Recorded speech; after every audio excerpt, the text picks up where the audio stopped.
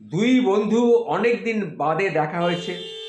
এক বন্ধু আর এক বন্ধুকে বলল, তুমি তো খুব ভালো ভালো হাসির হাসির কথা, হাসির হাসির গল্প পোস্ট করো ফেসবুকে বা তোমাদের ওই ইউটিউবে।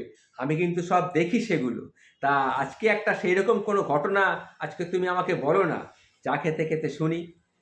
তখন আমি তাকে বললাম, তাহলে শোনো, পাগলদের ১ বছর ভালোভাবে ট্রিটমেন্ট করার পর তাদের মানসিক উন্নতি হলো কিনা সেটা দেখার জন্যে একটা পরীক্ষা নেওয়ার ব্যবস্থা হলো।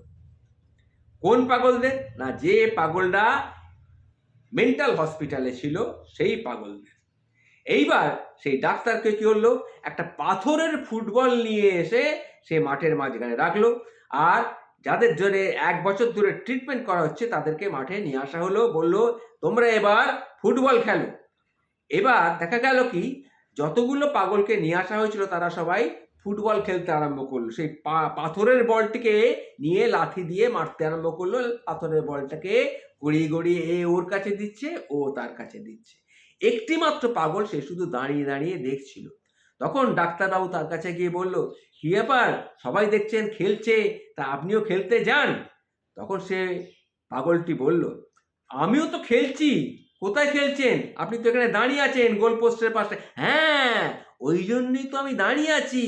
আমি দেখছি কখন বলটা ওপর থেকে এসে আমার মাথার উপরে পড়ে, আর আমি সঙ্গে সঙ্গে হেড মেরে বলটাকে গোলে ঢুকিয়ে দেবো। ডাক্তার তখন বুঝে গেল যে এ ওদের দলেই এখনো রয়েছে, একজনও ভালো হতে